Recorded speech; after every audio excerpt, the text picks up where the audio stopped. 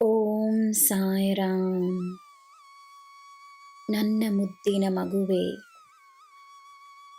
ಎಲ್ಲರಿಗೂ ತನ್ನ ಪ್ರೀತಿಯನ್ನು ನೀಡುವ ನೀನು, ಭಕ್ತಿಯಲ್ಲಿ ಆನಂದದ ಕಣ್ಣೀರಿಡುವ ನೀನು, ಜನರ ಜೀವನದಲ್ಲಿ ಪರಿಹಾರಗಳನ್ನು ತರುವ ನೀನು, ತನ್ನ ಅನುಭವಗಳಿಂದ ಜ್ಞಾನವನ್ನು ಹರಡಿಸುವ ನೀನು, ತನ್ನ ಭೂತಕಾಲದ ನೆನಪುಗಳಿಂದ ದುಃಖಪಡುವುದು ಸರಿಯೇ? ನಿನ್ನ ಈ ಸಾಯಿಯನ್ನು ಇಷ್ಟು ನಂಬಿರುವ ನೀನು ಭವಿಷ್ಯದ ಚಿಂತೆಯಲ್ಲಿ ತನ್ನ ಮನಸ್ಸನ್ನು ಕಷ್ಟಪಡಿಸುವುದು ಸರಿಯೇ?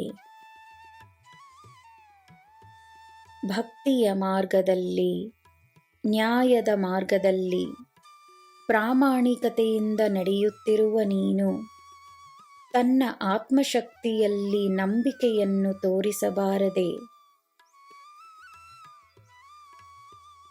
ಯಾರು ಬಂದರು, ಯಾರು ಹೋದರು, ಅವರ ಪಾತ್ರವೇನು, ಎಲ್ಲ ನಿನಗೆ ಅರ್ಥವಾಗುತ್ತಿದೆಯಲ್ಲವೇ?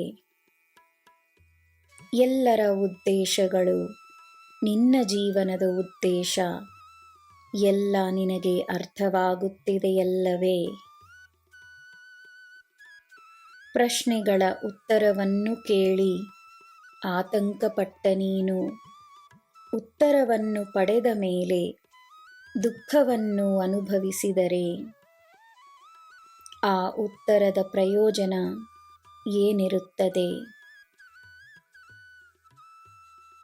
ನನ್ನ ಮಗುವೆ, ನನ್ನ ನಾಮಜಪವನ್ನು ಮಾಡು. ಈ ಸಾಯಿಯನ್ನು, ಈ ಸಾಯಿಯ ಶಕ್ತಿಯನ್ನು ತನ್ನಲ್ಲಿ ಅನುಭವಿಸು.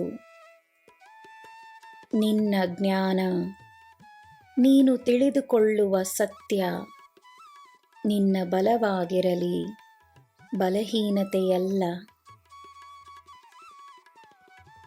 ಯಾರು ಹೇಗೆ ಎಂದು ತಿಳಿದ ಮೇಲೆ, ನೀನು ಯಾರು ಎಂದು ತಿಳಿದ ಮೇಲೆ ಇನ್ನೇನು ಚಿಂತೆ, ಇನ್ನೇನು ನೋವು?